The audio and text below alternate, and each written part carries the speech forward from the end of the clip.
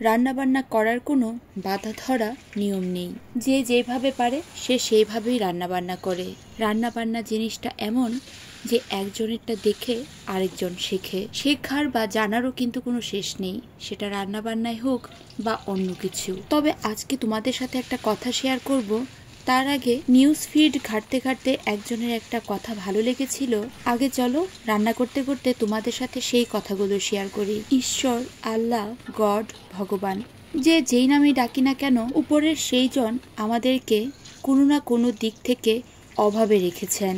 তবে আমার যেটা মনে হয় তিনি আমাদেরকে পরীক্ষা নেন, সেটা হলো ধৈর্যের পরীক্ষা। যেমন অনেক টাকা পয়সা থাকলে সুখ শান্তির অভাব, আবার অনেক সুখ শান্তি থাকলেও টাকা পয়সার অভাব। চোখের সামনে টেবিল ভর্তি খাবার টাবার থাকলেও সেই খাবার হজম না করার অভাব। আবার যার পেটে প্রচুর ক্ষুধা, তার কিন্তু খাবারের অভাব। এইসব পরিস্থিতির জন্য কে আমরা দায়ী নাকি ভগবান? কারণ আমরা মনে করি নিজে আমাদের জীবনে যা কিছু ঘটে তা সবকিছুই সৃষ্টিকর্তার ইচ্ছায়। আর এমনটা ভাবার কারণ কি জানো? সৃষ্টিকর্তা আমাদেরকে প্রচুর প্রতিকূলতার মধ্যে ফেলে দেখে আমরা কি তাকে দোষারোপ করছি নাকি তারই উপর ভরসা রেখে সময়টা শুধু পার করছি। একটা প্রচলিত কথা আছে, অন্যের ক্ষতি করে কেউ কখনো ভালো থাকতে পারে না। তাই বিশ্বাস মানুষকে না, সৃষ্টিকর্তার উপর বিশ্বাস রাখতে হবে আর ধৈর্য ধরতে হবে। কারণ সৃষ্টিকর্তার কাছ থেকে হাজার পরীক্ষার পরেও তার কাছ থেকে ঠকে যাওয়ার কোনো সম্ভাবনা থাকবে না। যাই হোক, কথাগুলো ভালো লাগলো তাই তোমাদের সাথে শেয়ার করলাম। এবার আমি আমার কিছু কথা তোমাদের সাথে শেয়ার করি।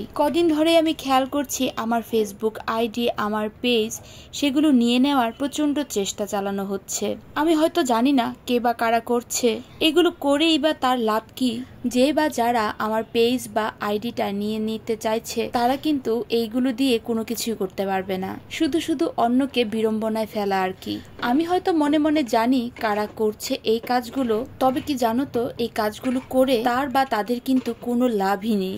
কারণ অন্যের ক্ষতি করে কেউ কখনো বড়ও হতে পারে না বা ভালোও থাকতে পারে না। খুব শখ করে আমার পেজটা খোলা, আর পেজের জন্য আমি বেশ কয়েকটা আইডিও রেখেছি। তবে আমার পেজ বা আমার আইডি নিয়ে তাদের কি লাভ হবে সেটা আমার জানা নেই, কিন্তু অন্যের ক্ষতি করে যে কেউ ভালো থাকতে পারে না সেটা কিন্তু আমার জানা।